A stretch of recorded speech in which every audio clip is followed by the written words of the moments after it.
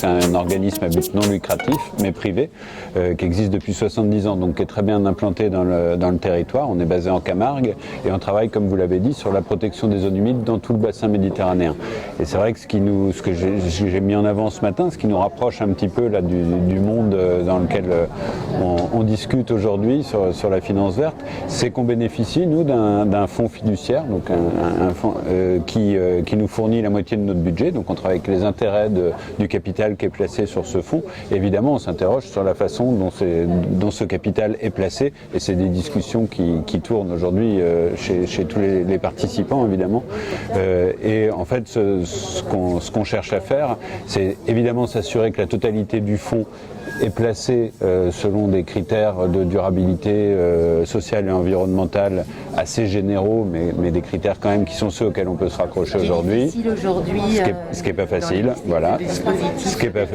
Il y a des labels, mais on connaît leurs limites. Hein. Et on cherche aujourd'hui, en tout cas, on s'interroge sur l'opportunité de développer, d'utiliser une partie de ce capital, une petite partie à titre d'expérimentation, pour investir directement dans des entreprises du territoire, pour les aider soit à développer des solutions favorables à la protection des zones humides et de la nature en général, soit à faire une transition pour réduire des impacts négatifs, donc des entreprises qui seraient prêtes à franchir le pas, mais qui manqueraient d'un investissement qu'éventuellement nous on pourrait apporter. Alors dans des mesures extrêmement limitées, c'est expérimental, c'est un nouveau mode d'action pour nous, on est en phase d'exploration. Ce qui signifie en fait que la Tour du Valais deviendrait elle financeur de projets à impact sur le territoire dans le domaine de la biodiversité. Voilà, ça pourrait être ça l'idée, effectivement. Alors on n'est pas encore dans la mise en œuvre, hein. C'est quelque chose sur quoi on s'interroge, en tout cas pour donner plus de sens à la façon dont ce capital est géré et investi. Voilà, plus de visibilité, plus de concret, plus d'économie réelle dans tout ça. Alors vous dites on est en train de réfléchir à ce modèle. Est-ce que vous avez déjà établi une date à laquelle vous aimeriez le voir émerger lorsqu'il serait dans sa faisabilité? Non, on n'a pas de date. On y va prudemment parce que c'est pas notre métier. On a conscience de nos limites. On a conscience qu'il y a des compétences qu'on n'a pas, qu'il ne faut pas se précipiter. On ne veut surtout pas faire n'importe quoi. Mais voilà, on essaie d'avancer doucement mais sûrement. On en discute. Après, ce dont on est conscient et ce que j'ai essayé de souligner ce matin aussi, c'est qu'il faut bien voir que ce qui compte, c'est moins ce qu'on peut faire en investissement vert, en finance verte, que ce qu'on fait avec tout le reste en fait. C'est-à-dire que c'est super de faire des investissements verts et on va essayer de le faire nous aussi, d'apporter notre pierre à cet petit édifice de la finance verte.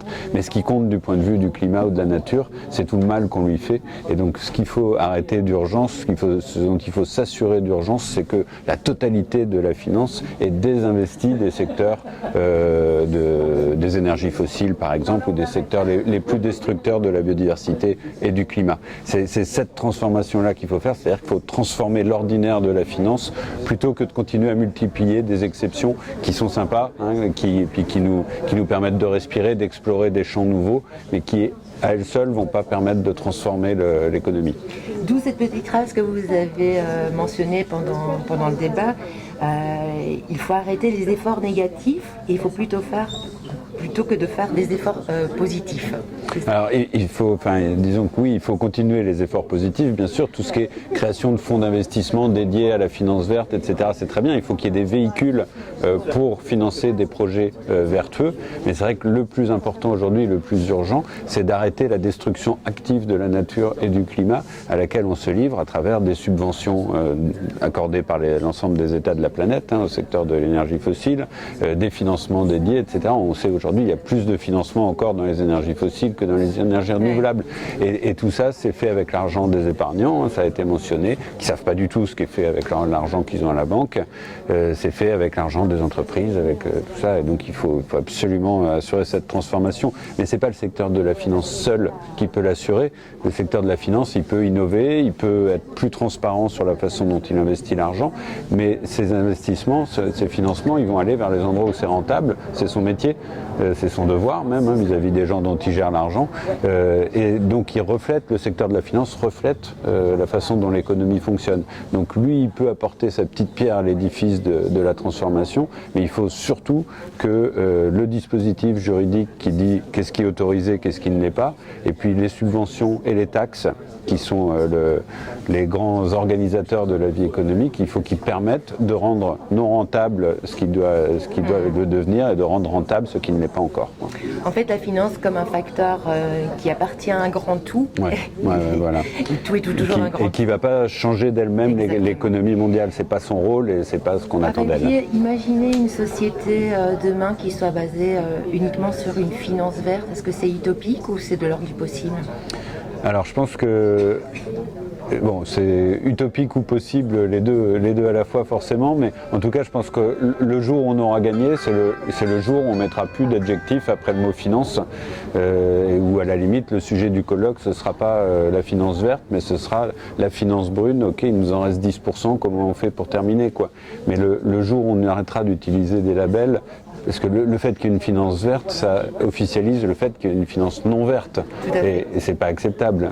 C'est comme l'économie solidaire, voilà, l'économie en général. Il y a une économie non solidaire, il y a une agriculture non raisonnée. Enfin, voilà. Donc c'est tous ces adjectifs.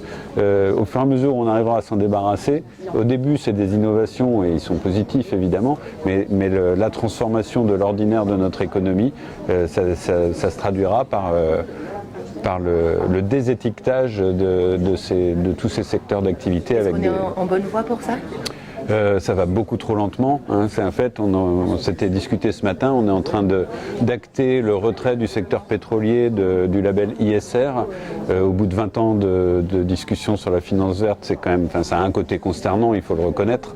On devrait être en train de discuter du retrait du secteur pétrolier de la finance globalement, pas d'un label destiné à la finance solidaire et durable, mais voilà, ça reflète l'évolution beaucoup trop lente de la transition écologique dans l'activité économique en général, dans notre société en général. C'est pas le secteur de la finance qui est particulièrement à la traîne, je dirais pas ça, mais ça reflète l'état des forces. Voilà. Il faut accélérer et il y a une urgence extrêmement forte. Voilà, comme je le rappelais, tous les indicateurs sont dans le rouge au niveau biodiversité et climat. On est sur des trajectoires climatiques qui ne sont pas du tout celles sur lesquelles on s'est mis d'accord à Paris en 2015 lors de la COP 21. Les États dans l'ensemble prennent des engagements qui ne sont pas assez forts. Alors à la COP 28 de Dubaï, très prochainement, ils vont prendre de nouveaux engagements. On espère qu'ils seront plus ambitieux, on espère qu'ils seront mieux mis en œuvre, mais voilà, la nature en a besoin, le climat en a besoin et les sociétés humaines en ont encore plus besoin que la nature qui, elle, finira toujours par s'en sortir. L'accélération des prises de conscience et de la temporalité. Merci beaucoup, Raphaël Billet, d'avoir participé à cette micro-capsule. Maintenant suivra bien évidemment votre actualité et n'hésitez pas à nous faire savoir quand ce fonds de distribution au service des projets avec plaisir. de diversité du territoire sera mis en place. On le relaiera avec plaisir. Merci. Merci.